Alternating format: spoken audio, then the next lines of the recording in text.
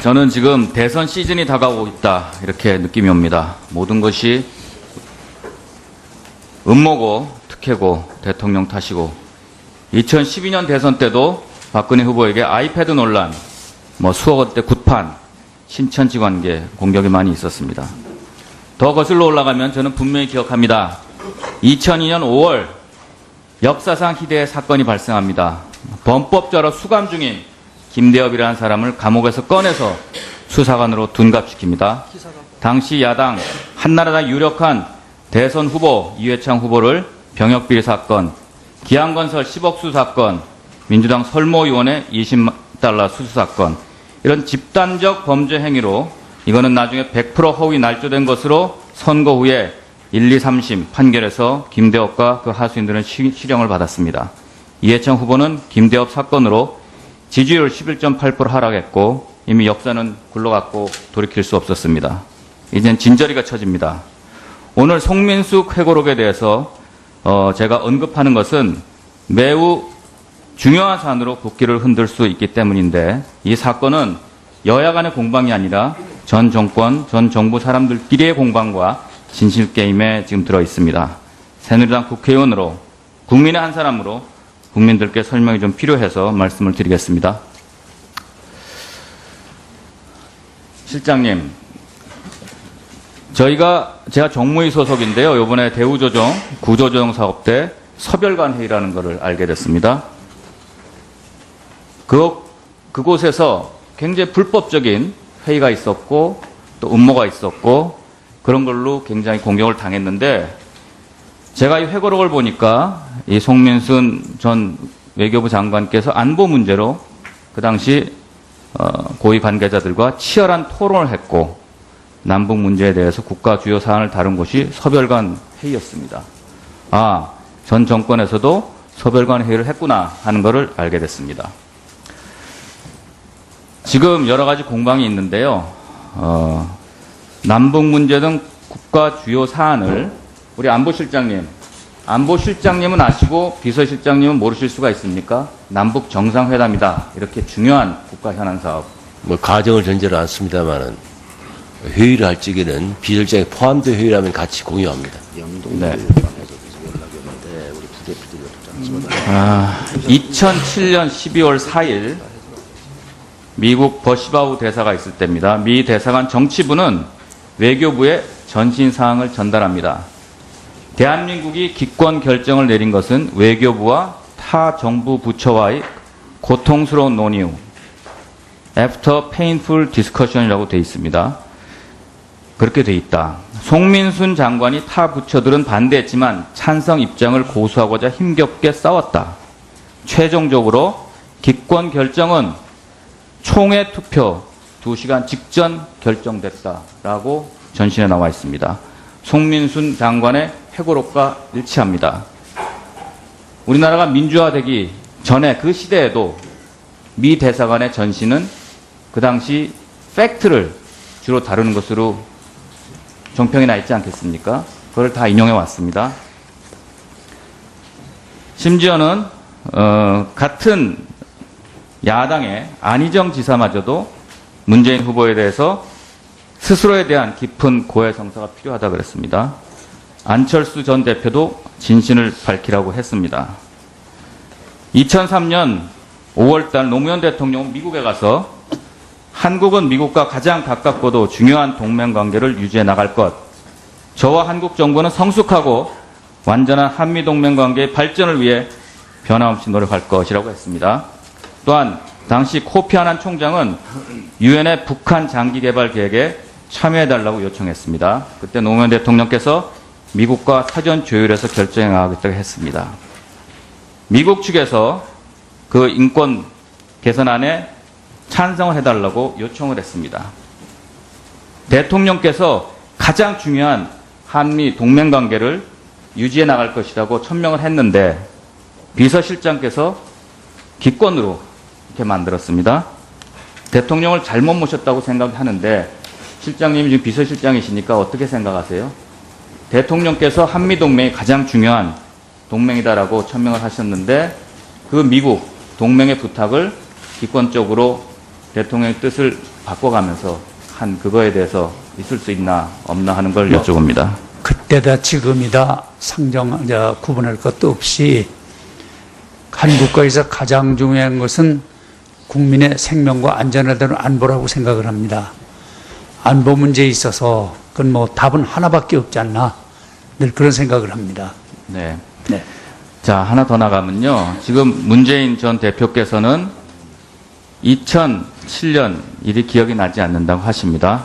그런데 2006년 11월에 김만복 국정원장이 취임을 하시고 대통령이 이제 남북회담을 추진할 때 그때 시작을 해서 남북회담 정상회담 과정 관한 운명이라는 책을 쓰셨습니다. 아주 꼼꼼한 변호사 출신이시죠. 대통령은 비서실장, 안보실장, 국정원장이 구체적으로 진전시켜보라고 지시를 했고 그 뒤 매주 목요일 3인이 만나서 안골 모임이라고 칭하면서 그때 문재인 비서실장은 주변인이 아닌 대북 정책의 실세이면서 주도 인물로 안골 모임을 이끌어갑니다.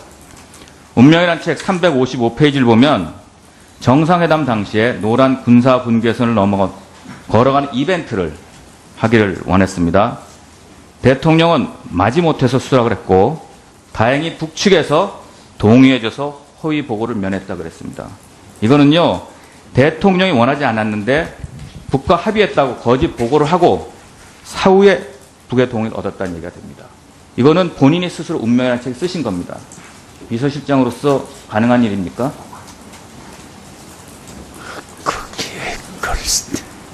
글쎄, 비서실장은 항상 국가를 위해서 일하시는 대통령을 올바른 방향으로 모셔야 되는 그런 아주 절체절명의 의무를 가지고 있다고 생각합니다.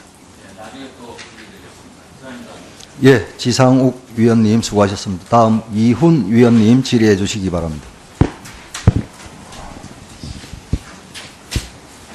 우리 일단 질의하기 시작에 앞서 제가 하나만 말씀드릴게요. 저도 한때 대통령 연설문을 제가 직접 총괄해서 썼던 사람 입장에서 상식적으로 아까 뭐 앞뒤기 안 간다고 얘기하셨는데 제가 몇 가지 팩트만 여쭤볼게요. 사실관계만. 네.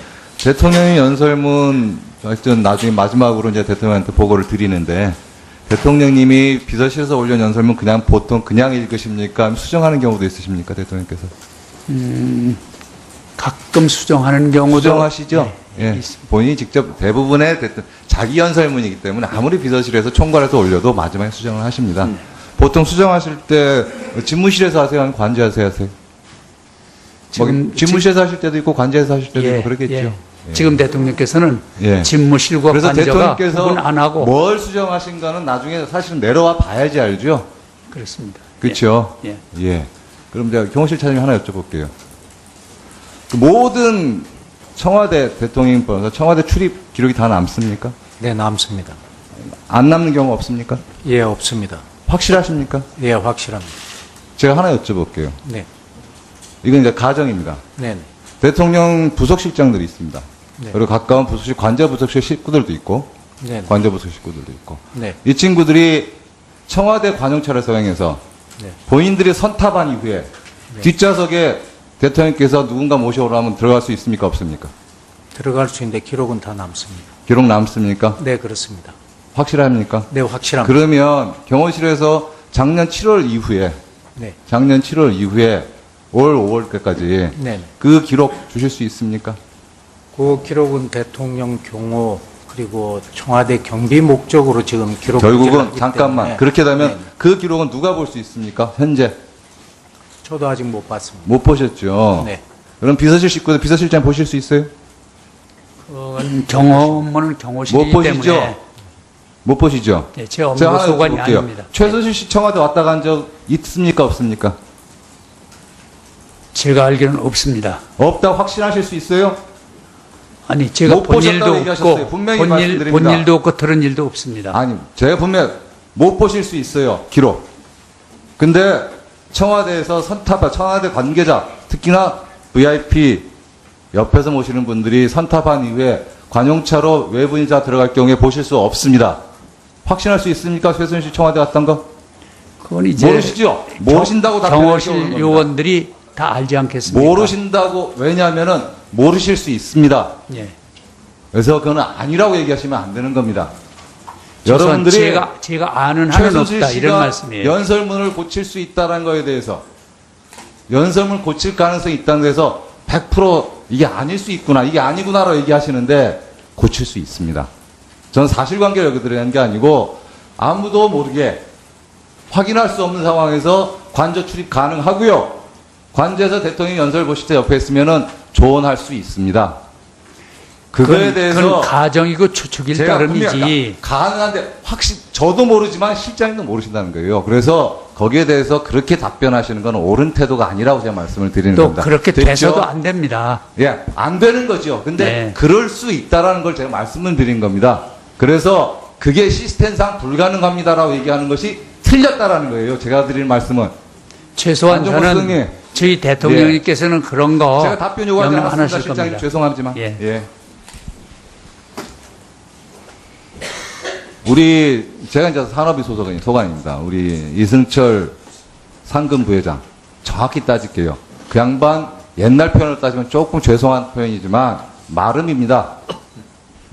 지주와 마름 관계입니다. 그 양반은 대기업 총수도 아니고 대기업 회장도 아니고 그 양반은 정경련 직원이에요. 그 직원이 뭐라고 얘기한 줄 아십니까? 그러면 대기업 총수들이 모여서, 회원사들이 모여서 회의한 적 있냐? 이 모금과 관련해서. 언제 모였냐? 답변 못 하셨어요.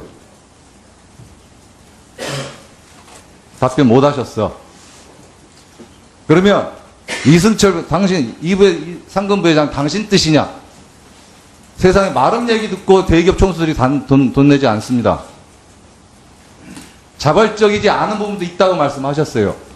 그 양반들이 왜 돈 냈습니까? 청와대에서 최소한 안종범 수석님이 뒤를 봐주고 있다라는 확신이 있을 때만 하는 겁니다. 대기업하는 사람들이. 본인들이 그러면 그동안에 문화하고 체육 분야에서 투자 안 했냐? 열심히 해왔어요.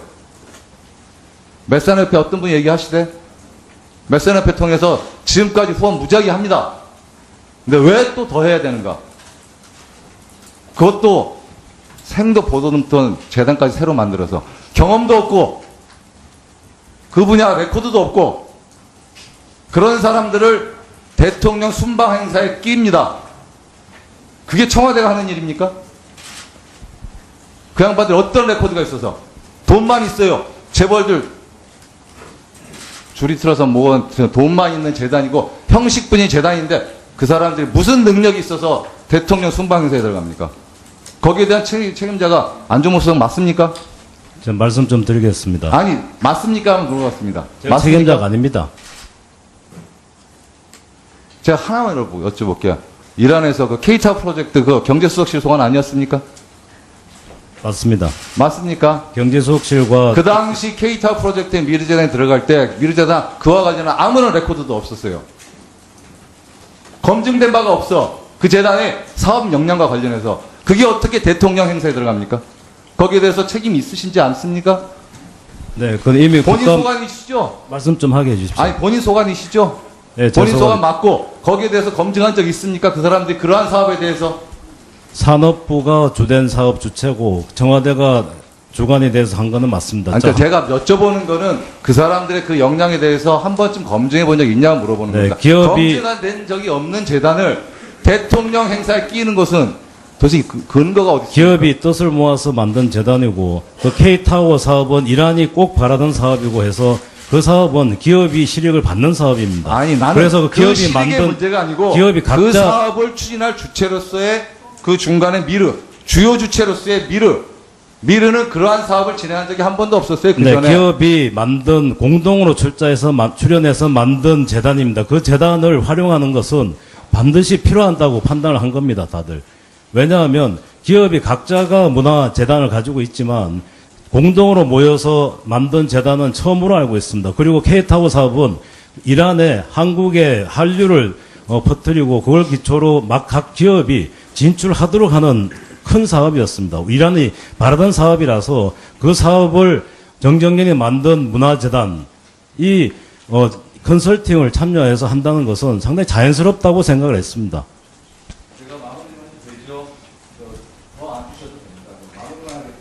예, 예.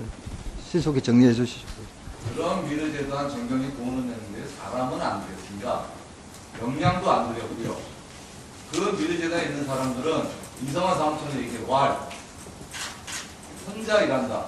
백골프랑기 사업 관련해서도 할 수 있는 역량이 없다. 그런 수준의 재단이었습니다. 여러분이 방금 수석님이 얘기하신 대기업들이 본인들의 역량을 총동원해서 공동사업한 재단이 아니고요.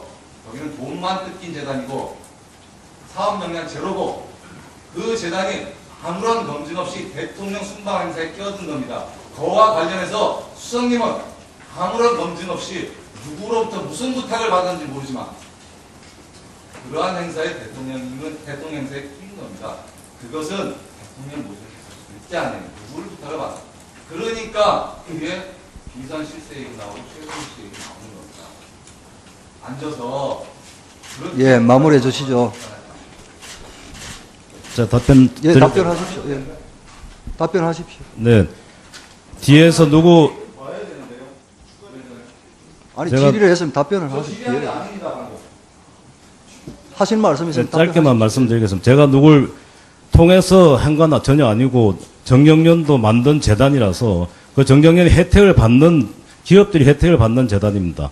K타워 사업은 이란이 한국 한류를 중심으로 한 각종 기업의 진출을 바라던 사업입니다. 그래서 LH공사가 부지를 조성하고 거기에 한류를 중심으로 한 각종 우리 기업이 진출할 수 있는 굉장히 좋은 프로젝트였습니다. 그래서 그 중에 한류와 관련된 각 재단 중에 정경련이 만든 재단이 있어서 여러 추천이 와서 한 겁니다. 그것은 결코 어떤 특정 누구에 의해서 한 것은 결코 아닙니다. 그리고 그 아까 말씀하신 대로 어떤 전 사무총장의 문제 이야기를 듣고 다 일반화시키시는데 거기에 지금 계시는 분들이 많은 걸로 알고 있습니다.